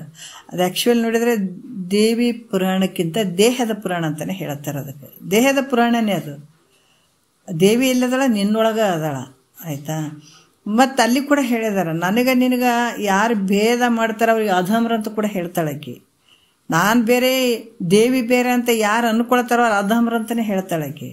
ಅದಕ್ಕೆ ನಮ್ಮ ದೇಹದ ಪುರಾಣ ಅದು ಭಾಳ ಅದ್ಭುತವಾಗಿ ಹೇಳಿದ್ದಾರೆ ಅಲ್ಲಿ ಕೂಡ. ಇಲ್ಲಿ ಕೂಡ ಏನು ಹೇಳ್ತಾರೆ, ಯಾವಾಗ ಈಶ್ವರನು ತಾನೇ, ತಾನು ಈಶ್ವರನು ತಾನು ಅಂತ ಈ ರೀತಿ ತಿಳಿಯುವಂಥದ್ದು ಏನಾಗ್ತದ, ಪ್ರದಕ್ಷಿಣೆ ಅಂದರೆ ಪ್ರದಕ್ಷಿಣೆ ಅಂತಂದ್ರೆ ನಾವು ಒಂದು 3 ಸುತ್ತರಿತೀವಿ ನೋಡ್ರಿ. ದೇವ್ರ ಸುತ್ತರಿತೀವಿ, ಗುಡಿ ಸುತ್ತರಿತೀವಿ. ಈ ರೀತಿ ಈಶ್ವರ ಬೇರೆಲ್ಲ ನಾನು ಬೇರೆಲ್ಲ, ನಾನೇ ಈಶ್ವರನೇ ನಾನು ಅಂತ ತಿಳ್ಕೊಂಡಾಗ ಅದು ಪ್ರದಕ್ಷಿಣೆ ಹಾಕಿದಂಗಂತ ನೋಡ್ರಿ. ಈ ರೀತಿ ತಿಳ್ಕೊಳ್ಳೋವಂಥದ್ದು. ಮತ್ತು ಇಲ್ಲಿ ಕೂಡ ಹೇಳ್ತಾರೆ, ಇಲ್ಲಿ ಈಗ ಈ ಪ್ರತಿಯೊಂದು ವಿಚಾರವನ್ನು ಹೇಳ್ತಾರೆ. ಮಾನಿನಿ ಕೇಳು ಅಂತಂದ್ರೆ ಸ್ತ್ರೀಯಳೇ ಆಲಿಸು. ಮಾನವಂತ ಸ್ತ್ರೀಯರಲ್ಲಿ ಶ್ರೇಷ್ಠವಾದಂಥ ಮೈತ್ರಾದೇವಿ ಮಾನಿನಿ ಅಂತ ಹೇಳ್ತಾರೆ. ತಾನೇ ಪರಾತ್ಪರನೆಂಬುದು ಅಂದ್ರೆ ತಾನೇ ಪರಬ್ರಹ್ಮ ಸ್ವರೂಪ ಅಂತ ತಿಳಿಯುವಂಥದ್ದು ನೋಡ್ರಿ. ತಾನೇ ಪರಾತ್ಪರನೆಂಬುದು ಈ ರೀತಿ ತಿಳ್ಕೊಳ್ಳುವಂಥದ್ದು ಅದು ನಮಸ್ಕಾರ ಅಂತ ಅನಿಸ್ಕೊಳ್ತದೆ. ನಮಸ್ಕಾರ ಮಾಡ್ತೀವಲ್ಲ ಹಿಂಗೆ ಬಗ್ಗಿ, ಈ ರೀತಿ, ಯಾಕಂದ್ರೆ ತಾನೇ ಪರಬ್ರಹ್ಮ ಸ್ವರೂಪ ಇದ್ದೀನಂತ ತಿಳಿಯುವಂಥದ್ದೇ ನಮಸ್ಕಾರ, ವಂದನೆ ಮಾಡ್ದಂಗೆ, ನಮಸ್ಕಾರ ಮಾಡ್ದಂಗೆ. ಮತ್ತು ತನ್ನ ಹೊರತು ಭಿನ್ನವಾಗಿ ಏನು ಮಿಲ್ಲೇನು, ನೋಡ್ರಿ, ತಾನಲ್ಲದೆ ಬೇರೆ ಏನು ಮಿಲ್ಲೇನು, ನೋಡ್ರಿ ಎಷ್ಟು ಅದ್ಭುತವಾಗಿ ಹೇಳ್ತಾರೆ ಬಾಬಾ. ಮತ್ತು ನನ್ನ ಹೊರತು ಬೇರೆ ಏನೂ ಇಲ್ಲ, ನನ್ನ ರೂಪ ನೋಡಲಿಕ್ಕೆ ಬೇರೆ ಏನು ಇಲ್ಲವೇ ಇಲ್ಲ, ನನ್ನ ರೂಪ ಬಿಟ್ಟರೆ ಬೇರೆ ಜಗತ್ತಿನೊಳಗೆ ಮತ್ತೆ ಏನು ಕಾಣೋದೇ ಇಲ್ಲಲ್ಲ. ತಾನಲ್ಲದೆ ಅಂದರೆ ತನ್ನ ಹೊರತು ಭಿನ್ನವಾಗಿ ಏನೂ ಇಲ್ಲ ಅಂತ ತಿಳಿಯುವಂಥದ್ದು ಏನಾಗ್ತದೆ, ಅದು ವಿಸರ್ಜನವದು, ಅಂದರೆ ಕಳಿಸೋಣ ಅನ್ನುವಂಥದ್ದು. ಕಳಿಸ್ತಾರೆ, ದೇವ್ರ ಪೂಜೆ ಮಾಡಬೇಕು, ಕಳಿಸುವಂಥದ್ದು ಅದು ಮಾಡ್ತಾರೆ ನೋಡ್ರಿ, ಆ ರೀತಿ ಕಳಿಸೋಣ ಅನ್ನುವಂಥದ್ದು. ನನ್ನ ಹೊರತು ಬೇರೆ ಅನ್ಯ ಇಲ್ಲವೇ ಇಲ್ಲ ಅಂತ ಯಾವಾಗ ಅಲ್ಲಿ ಮನಸ್ಸಿನಲ್ಲಿ ತಿಳ್ಕೊಳ್ತಾನೆ, ಆ ರೀತಿ ಅಲ್ಲಿ ವಿಸರ್ಜನವಾದ್ರೆ ಕಳಿಸುವಂಥದ್ದು ಅಂತ ಕೂಡ ಇಲ್ಲಿ ಹೇಳ್ತಾರೆ. 7ನೇ ನುಡಿಯಲ್ಲಿ ಕೂಡ ಹೇಳ್ತಾರೆ, ಇಂತು ಉಪಚರಿಸು ನಿಜಾತ್ಮ ದೇವತೆಯ ನೋರಂತೆ ಹೃದಯ ಪೀಠದೆಡೆಯೋಳು, ಸಂತತವ ಅನ್ಯ ಭಾವನೆಯ ನುಳಿದು ಬಾಹ್ಯ ಚಿಂತೆ ದೂರದ ಶುದ್ಧ ಮತಿವಂತೆ. ನೋಡ್ರಿ ಮೈತ್ರ, ಚೆನ್ನಾಗಿ ತಿಳ್ಕೋ ಅಂತ ಹೇಳ್ತಾರೆ, ಅದ್ಭುತವಾಗಿ ಹೇಳ್ತಾರೆ. ಇಂತು ನೋಡ್ರಿ ಯಾವ ರೀತಿ ಅಂತಂದ್ರೆ ಶುದ್ಧ ಮತಿವಂತೆ ಅಂತ ಹೇಳ್ತಾರೆ. ಇಲ್ಲಿ ಒಂದು ಮಾತು ಹೇಳ್ತಾರೆ ಅವರು, ಅಂದ್ರೆ ಪರಿಶುದ್ಧವಾದಂಥ ಬುದ್ಧಿ ಉಳ್ಳಂತಹ ಮೈತ್ರಾದೇವಿಯೇ ಅನ್ನುವಂಥದ್ದು. ಇಲ್ಲಿ ಇಂತು ಉಪಚರಿಸು ನಿಜಾತ್ಮ ದೇವತೆಯ ನೋರಂತೆ ಹೃದಯ ಪೀಠದೆಡೆಯೋಳು. ನೋಡ್ರಿ, ಯಾಕಂತಂದ್ರೆ ಯಾವುದು ಬಾಹ್ಯ ಚಿಂತೆ ದೋರದೆ, ಹೊರಗಿನ ವಿಷಯ ಯಾವುದು ಚಿಂತೆ ಇಲ್ಲದೆ ಇರುವಂತಹ ಪರಿಶುದ್ಧವಾದಂಥ ಬುದ್ಧಿ ಉಳ್ಳಂಥ ಮೈತ್ರಾದೇವಿಯೇ ಈ ಪ್ರಕಾರ, ಅಂದರೆ ಈ ಹೃದಯ ಅನ್ನುವಂಥ ಆಸನದಲ್ಲಿ ನಿಜ ಅಂದರೆ ನಿಜ ಆತ್ಮ ಸ್ವರೂಪ ಅಂತಂದರೆ ಆ ಒಂದು ನಿಜವಾದ ಆತ್ಮ ಸ್ವರೂಪ ಅದೇ ದೇವರು. ಯಾಕಂತಂದ್ರೆ ಅಂತಹ ಒಂದು ಆತ್ಮ ಸ್ವರೂಪ ಇಲ್ಲಿ ಕೂಡ ಹೇಳ್ತಾರೆ, ಯಾವುದು ಹೊರಗಿನ ವಿಷಯ ಚಿಂತೆ ಇಲ್ಲದೆ ಪರಿಶುದ್ಧವಾದ ಮೈತ್ರಾ ದೇವಿಗೆ ಹೇಳ್ತಾರೆ ಅವರು, ಬುದ್ಧಿ ಉಳ್ಳಂಥ ಮೈತ್ರಾ ದೇವಿಯೇ ಈ ರೀತಿಯಾಗಿ ಹೃದಯ ಅನ್ನುವಂಥ ಆಸನದಲ್ಲಿ, ಹೃದಯ ಅನ್ನುವಂಥದ್ದು ಒಂದು ಆಸನ ಕೂಡುವಂಥ ಪೀಠ ಆ ನಿಜವಾದ ಆತ್ಮಸ್ವರೂಪ ದೇವರನ್ನು ಚೆನ್ನಾಗಿ ಅನ್ಯ ಭಾವನೆಯನ್ನು ಬಿಟ್ಟು, ನೋಡಿ, ಬೇರೆ ಭಾವನೆಗಳನ್ನು ಬಿಟ್ಟು, ಅಲ್ಲಿ ಬೇರೆ ಇಲ್ಲಿ ಬೇರೆ, ಆ ದೇವ್ರು ಬೇರೆ ಈ ದೇವ್ರು ಬೇರೆ, ಅಲ್ಲಿ ಹೋಗೋಣ ಇಲ್ಲಿ ಹೋಗೋಣ ಅಂತ ಏನು ಹೇಳ್ತೀವಲ್ಲ, ಅದನ್ನೆಲ್ಲ ಬಿಟ್ಟು ಅದಕ್ಕೆ ಹೇಳ್ತಾರವರು ಅನ್ಯ ಭಾವನೆಯನ್ನು ಉಳಿದು. ನೋಡ್ರಿ, ಅಂಥ ನಿಜಾತ್ಮ ದೇವತೆಯ ನೋರಂತೆ ಅದ್ರ ಚೆನ್ನಾಗಿ ಹೃದಯ ಪೀಠದಲ್ಲಿ ಸ್ಥಾಪನೆ ಮಾಡಿ ಅಲ್ಲಿ ಯಾವುದು ಭಾವನೆಗೆ ಅವಕಾಶ ಕೊಡಬಾರ್ದು, ಕಲ್ಲಿ ಕಿಲ್ಲಿ ಅಂತ. ಸಂತತಂದ್ರೆ ಯಾವಾಗಲೂ ಅನ್ಯ ಭಾವನೆಯನ್ನು ಉಳಿದು, ದೇವ್ರು ಬೇರೆ ನಾನು ಬೇರೆ, ಅದು ಬೇರೆ ಇದು ಬೇರೆ, ಅಲ್ಲೈತು ಇಲ್ಲೈತು ಅವೆಲ್ಲವನ್ನ ಬಿಟ್ಟು ಒಂದು ದೃಢಭಾವದಿಂದ ಅಂಥ ನಿಜಾತ್ಮ ದೇವತೆಯನ್ನು ತನ್ನ ಹೃದಯದಲ್ಲಿ, ಆ ಹೃದಯ ಅನ್ನುವಂಥ ಪೀಠದಲ್ಲಿ ಇಟ್ಟು ಅನ್ಯ ಭಾವನೆಯನ್ನು ಉಳಿದು ಬಾಹ್ಯ ಚಿಂತೆ ದೂರದೆ, ಹೊರಗಿನ ಯಾವುದು ವಿಷಯಗಳು ಅಲ್ಲಿ ಬರಬಾರ್ದು, ಈ ರೀತಿಯಾಗಿ ಮಾಡುವಂಥದ್ದು. ಯಾಕಂದ್ರೆ ಸಂತತ ಯಾವಾಗಲೂ ಸೇವೆಯನ್ನು ಮಾಡು, ಈ ರೀತಿಯಿಂದ ಮಾಡು. ನೋಡ್ರಿ, ಅನ್ಯ ಭಾವನೆಯನ್ನು ಉಳಿದಂದ್ರೆ ಅನ್ಯ ಭಾವನೆಯನ್ನು ಬಿಟ್ಟು ಯಾವಾಗಲೂ ಸೇವೆಯನ್ನು ಮಾಡಿ. ಈ ರೀತಿಯಾಗಿ ನಿನ್ನ ಹೃದಯ ಅರವಿಂದದಲ್ಲಿ ಆ ನಿಜಾತ್ಮನನ್ನು ಅಲ್ಲಿ ಕೂಡಿಸಿ ಅನ್ಯ ಭಾವನೆಯನ್ನು ಬಿಟ್ಟು ಅಲ್ಲಿ ಉಪಚಾರ ಮಾಡು, ಈ ರೀತಿಯಾಗಿ ಮಾಡು ಅನ್ನುವಂಥ ವಿಚಾರವನ್ನು ಭಾಳ ಅದ್ಭುತವಾಗಿ ಹೇಳ್ತಾರೆ. ಈ ರೀತಿ ಮಾಡಿದಾಗ ಅದ್ಭುತ ಇತ್ತು ನೋಡು ಮೈತ್ರ. ಅನ್ಯ ಯಾವ ಕಡೆ ನೋಡೋಕೆ ಹೋಗಬೇಡ.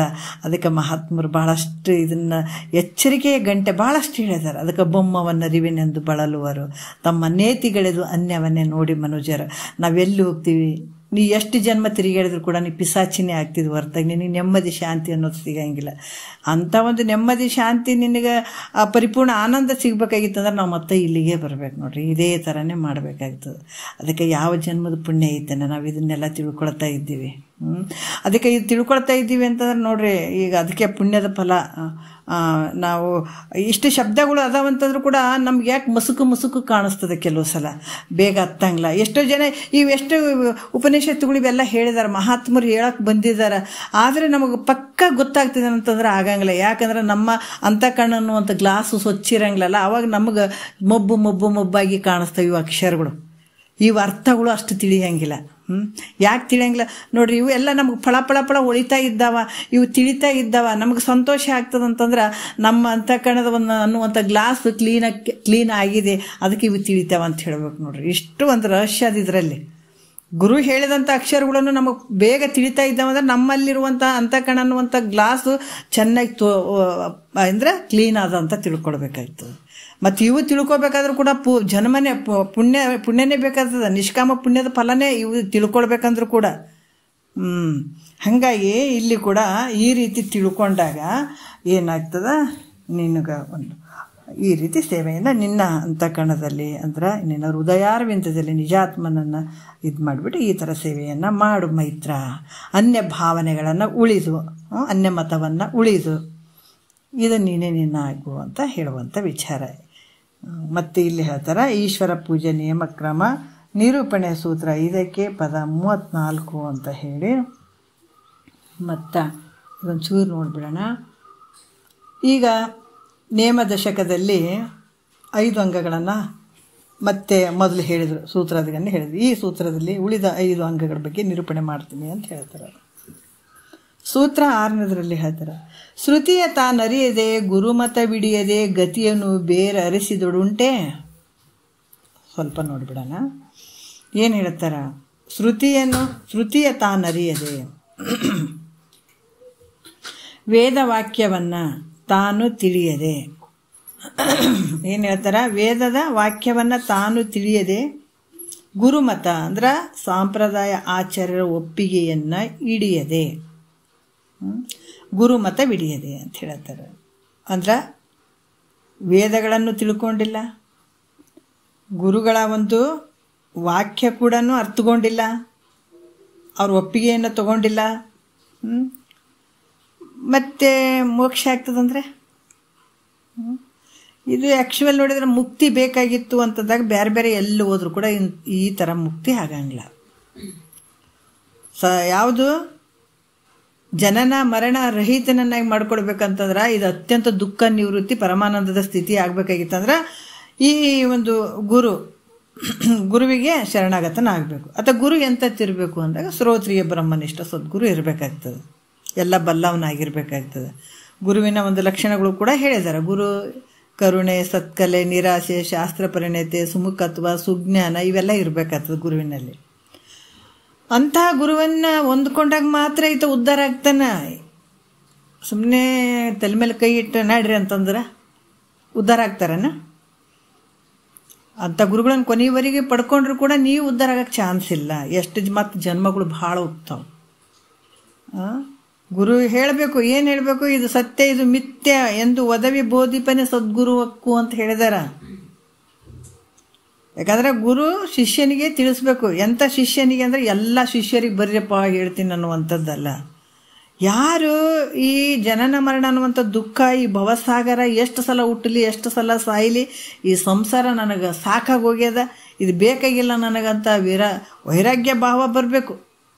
ಅಂಥತ್ತಿಗೈತೆ ಇಲ್ಲಿ. ಬದುಕು ರಂಜನೀಯವಾಗ್ಯದ, ಅಷ್ಟು ಅದರಂಥ ಸುಖ ಯಾವುದಿಲ್ಲ ಅನ್ನೋನಿಗೆ ಹೇಳ್ತಾರೆ. ಬಾಪ ನೀನು ಹೇಳ್ತೀನಿ ಅಂತ ಕರೀತಾರೆ ಗುರುಗಳು. ಹಂಗಲ್ಲ. ಯಾವಾಗ ಮುಮುಕ್ಷು ಅಲ್ಲಿ ಬಂದು ಯಾರಿಗೆ ಶರಣಾಗತನಾಗಬೇಕು ಅಂದರೆ ಶ್ರೋತ್ರಿಯ ಬ್ರಹ್ಮನಿಷ್ಠ ಸದ್ಗುರುಗಳಿಗೆ ಶರಣಾಗತನಾಗಿ ಅವರ ಒಂದು ಮುಖಾಂತರ ಈ ಶ್ರುತಿಯ ಅರ್ಥವನ್ನು ತಿಳ್ಕೊಳ್ಬೇಕು. ಇಲ್ಲ ನಮ್ಮನೆ ಜಗ್ಗಿ ವೇದಗಳನ್ನು ಇಟ್ಟಿನ್ರಿ, ನಾವು ವಿಶ್ವವಿದ್ಯಾಲಯದಾಗ ಹೋಗಿ ಸಂಸ್ಕೃತ ಪಂಡಿತನಾಗಿನ್ರಿ, 4-5 ಡಿಗ್ರಿ ತೊಗೊಂಡಿನ್ರಿ, ಅದಕ್ಕೆ ಈ ಬುಕ್ಕುಗಳದಾವ ತೊಗೊಂಡು ಓದ್ತೀನಿ ಅಂತಂದ್ರೆ ಹಂಗ ಸಾಯಿ ಅಂಥವ್ರ ಹತ್ರ ಕೇಳಕ್ಕೆ ಹೋಗ್ಬೇಡ ಅಂತಿದ್ರು ಗುರುಗಳು. ಯಾಕಂತಂದ್ರೆ ಭಾಳಷ್ಟು ಓದೀವಿ, ಬರ್ದೀವಿ, ಭಾಳಷ್ಟು ಡಿಗ್ರಿ ತೊಗೊಂಡಿವಿ, ಸಂಸ್ಕೃತ ಪಂಡಿತರದೀವಿ ಅಂತ ಶಾಲೆಯಾಗ ಓದಿ ಬಂದು ಬುಕ್ಗಳನ್ನು ಇಟ್ಕೊಂಡು ನಾ ಹೇಳ್ತೀನಿ ಬರ್ರಿ ಅಂದ್ರೆ ನೀನು ಹಂಗೆ ಸಾಯಿ ಅಂಥವ್ರ ಹತ್ರ ಕೇಳಕ್ಕೆ ಹೋಗ್ಬೇಡ್ರಿ ಅಂತಿದ್ರು ಅವರು. ಯಾಕೆ? ಸದ್ಗುರು ಗುರು ಸನ್ನಿಧಾನದಲ್ಲಿ ಕೇಳಿರಬೇಕು, ಶ್ರುತಿ ವಾಕ್ಯಗಳನ್ನು ಕೇಳಿರ್ಬೇಕತ್ತ. ಹೆಂಗೆ ಕೇಳಿರಬೇಕು? ಸೇವಾದಿಗಳನ್ನು ಮಾಡಿ, ಗುರುವಿನ ಒಲುಮೆಗೆ ಪಾತ್ರನಾಗಿ. ಅಹಂಕಾರ ಮಮಕಾರ ಏನು ಇರಬಾರ್ದು ನೋಡ್ರಿ. ಯಾಕಂದ್ರೆ ಸಾಧನ ಚತುಷ್ಟಯ ಸಂಪನ್ನನಾಗಿ ಗುರು ಮುಖಾಂತರ ಕೇಳಿರ್ಬೇಕತ್ತ. ಕೇಳಿದಾಗ ಕೇಳಿ ಅಪರೋಕ್ಷ ಜ್ಞಾನ ಆಗಿರ್ತದತ್ತಗ. ಬರೀ ಪರೋಕ್ಷ ಜ್ಞಾನ ಅಲ್ಲ, ಅಪರೋಕ್ಷ ಜ್ಞಾನ ಆಗಿರ್ತದತ್ತಗ. ಅಂಥತನ ಮುಖದಿಂದ ನೀನು ಈ ಶ್ರುತಿ ಅರ್ಥವನ್ನು ತಿಳ್ಕೊಬೇಕಾಗ್ತದೆ. ಇಲ್ಲಾಂದ್ರೆ ತಿಳಿತಾವೇನಂದ್ರೆ ತಿಳಿಯಂಗಿಲ್ಲ, ನಿನಗೂ ತಿಳಿಯಂಗಿಲ್ಲ, ಅತಗೂ ಅರ್ಥ ಇರಂಗಿಲ್ಲ ಅದು.